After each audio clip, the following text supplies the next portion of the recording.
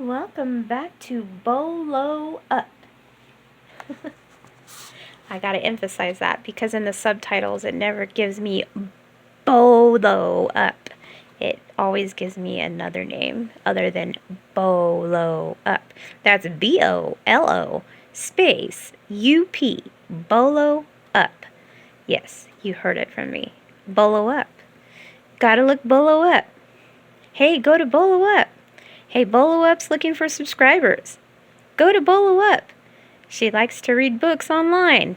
She loves to read to the world. Go to Bolo Up. Oh, I am so funny. Okay, maybe not. So I left off last night on 66, and we are in the read of the Billionaire's Cinderella contract. And I actually have the whole apartment to myself. My roommates are out. So, we're going to go ahead and continue this.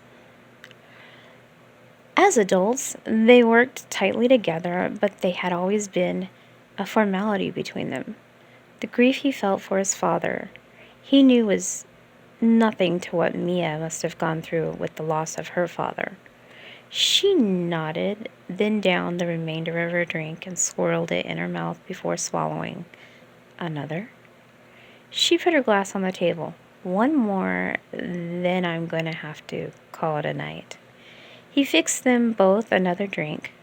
By the time he laid her glass on the table between them, she stretched her legs out and placed a cushion under her head.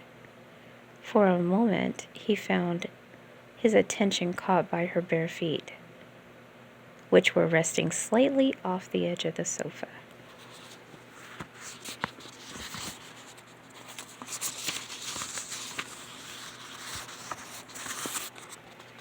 ASMR, I gotta get that in. They were pretty feet, toes painted a pretty coral color. Did they ache, he wondered, with a pang? After an evening spent on stage, did they ache now? Did the rest of her ache? He took a deep breath and removed his gaze from her feet. These were not thoughts he should be having.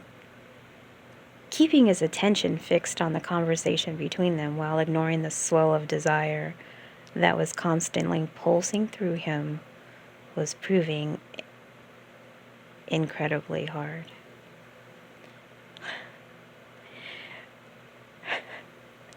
Mia was just too damn desirable. That was the problem, and the stillness of his apartment and the lack of internal distraction was amplifying everything he felt. Every moment she made stirred his senses. He'd never before been in this position, where his desire had to be stifled, and his weakness at overcoming it infuriated him. He'd always been able to compartmentalize. Is that really a word? I guess so. It's on paper, so let it be typed, so let it be done. With Mia, though, he was failing to compartmentalize is a spectacular fashion. I can't get it out. I'm so sorry. It just didn't flow. He sat back on the sofa and hooked an ankle on his thigh, feigning nonchalance. He must not let his wayward feelings show on his face or in his body language. Mia was finally relaxed in his company, and he had to wish to put her back on edge. Oh, I'm sorry, I got tears in my eyes, and I think this is kind of cool. Okay, he was feeling... No. I gotta start over, but I don't want to stop this. He sat back on the sofa and he hooked an ankle on his thigh, feigning nonchalance. He must not let his wayward feelings show on his face or in his body language. Mia was finally relaxed in his company, and he had no wish to put her back on edge. How did the daughter of a physics teacher become an actress? he asked. Was it something you always wanted to do? Not really. He waited for her to elaborate.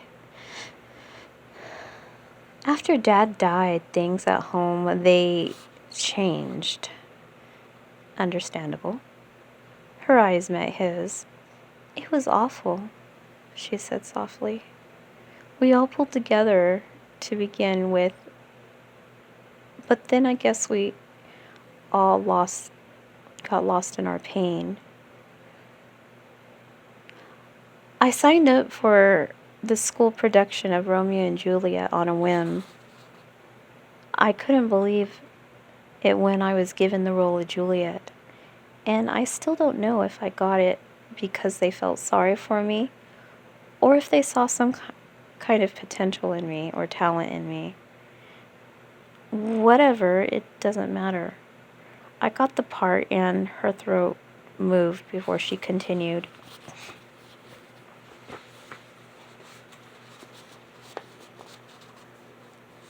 It's awkward to hold this with one hand and lay down. I'm in my scrubs, and I'm in somebody else's home, so I'm trying not to show everything they have in this room. But anyways,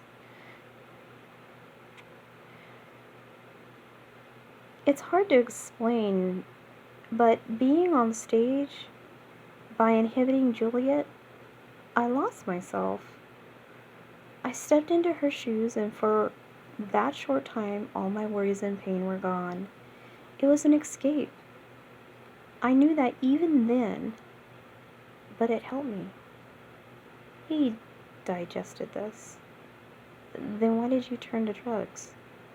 Her eyes widened frantically, and suddenly he realized what it was he saw whenever he mentioned her criminal past. Fear. A rabbit momentarily frozen in the headlights. She stretched out an arm for her drink. I don't want to talk about that. Why not? It's too personal. More personal than discussing her father's death? Somehow, she managed to drink from her gin and tonic while laying flat out without choking or spilling a drop. When she laid her cheek back on the cushion, she rested her hand beneath it and drew her knees in before her eyes locked onto his. You don't have to tell me about the drugs.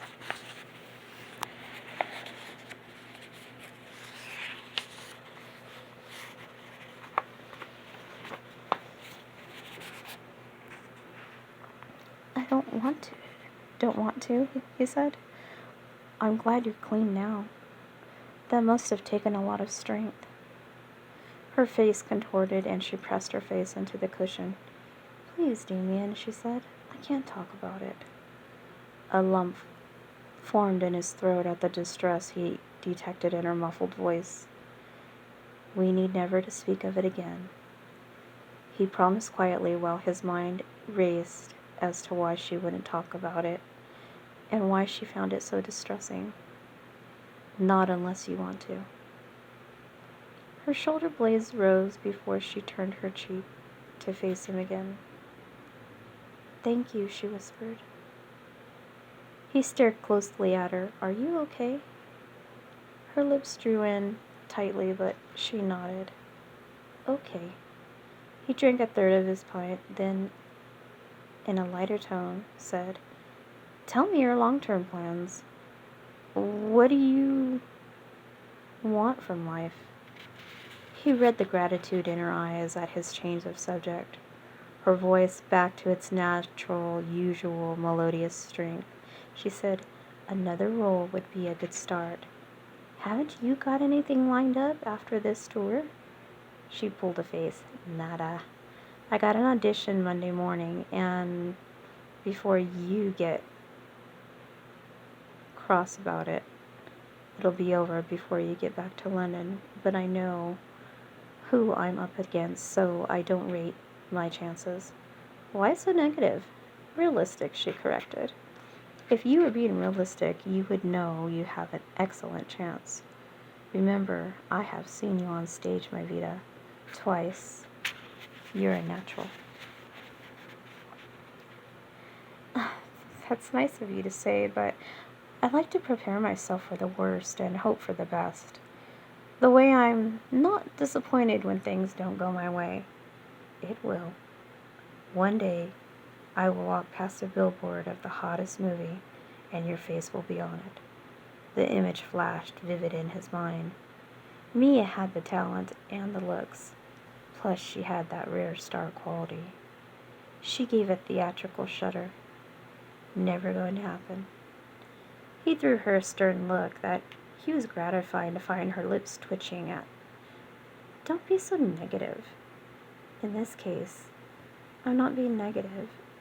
I don't want that life. I have no wish to become public property. An actress who doesn't want to be a star, he said, cynically. It's being on stage that I love. I love the sense of family you get being a part of troupe. I love everything about it. Maybe one day I'll see you on Broadway.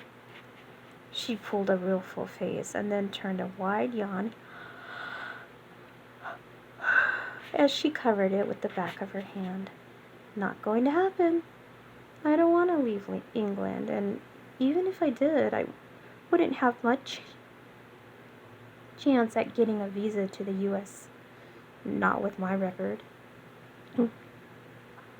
And that really is me being realistic.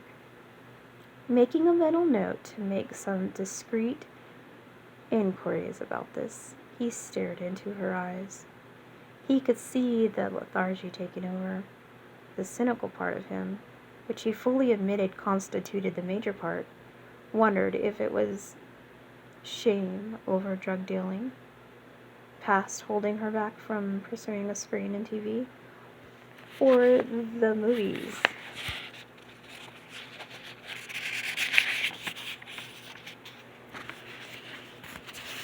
Then her love of the stage, as she professed. But then he thought of his reaction to seeing her on stage and the thought of the comments whispered from the other audience members, all of whom had raved about how fantastic she was, and he knew she was right. Mia belonged on stage. She yawned again, pulling herself upright and stretched, inadvertently pushing her breasts forward. I need to get some sleep. With his blood thickening all over again at her innocent movement, Damien got straight to his feet. I'll show you to your room. Overnight bag and envelope in hand, she followed him up the hallway to the apartment's sleeping quarters. He opened her door briskly and stepped in. This is your room, he said, doing his damnedest to keep his tone non-nonsense. You have a private bathroom. Help yourself to anything you need or want. If you need me, I'm in the room opposite. She kept her eyes on the floor, and he gave a murmured. She kept her eyes on the floor and gave a murmured, thank you. Right, I'll leave you to sleep. She nodded before raising her gaze to his. Damien? His heart slammed. His chest tightened. Yes? I'm sorry for how I behaved earlier. He swallowed hard. It was understandable. Their eyes stayed locked for a moment that seemed to last an age before he took a deep breath and broke it, and then he made the fatal mistake of stepping out of the room at the exact moment she chose to step into it. Excuse me. No, excuse me. And then they were past each other on the opposite sides of the threshold to where they started, but not without Mia's breast brushing against his arm in the process. For one final time, their eyes locked. The color flaming her face was unmistakable. He cleared his throat. Good night, mi vida. Her whispered good night in response was lost as he closed the door sharply behind him. Arms covering her tingling breasts, the beats of her heart, a painful staccato. Mia closed her eyes and dragged the air into her lungs. A door closed, and then there was silence. Once she felt reasonably in control of herself, she sat on the edge of the bed and covered her burning face. Intensely private about her personal life, she just unloaded things to Damien she never spoke about. She talked about her dad with her mom and sister all the time, but never with strangers. The pain of his death had eased through the years, but it never really went away. It was always carried in her heart. The most unsettling part was the yearning to tell Damien the truth. The past she had seen her develop a thick skin, but every mention of her conviction made her want to scream the facts to him. She hated him thinking such things about her, which was a frightening notion in itself. Why should she care, though? So this is the read. I'm at 10 minutes. I'm going to go ahead and end it here, leaving off on page 73. So I will be back tomorrow for another read, which is Saturday. I'll be done with my fasting. I'll be able to eat some cake tomorrow. And I'm going to be downtown. I'm going to go look for a burger and some french fries, possibly off of 4th Street in downtown Tucson. I'm sure I'll find a place. Some place that's calling me that starts with an L. So I'll see you next time. Thanks for tuning in to Bolo Up. That's Bolo Up. Share this video. Subscribe. Like it. Watch it over and over again. And come back for the next one. I'm caught between yesterday and today. And you're always lingering in my thoughts.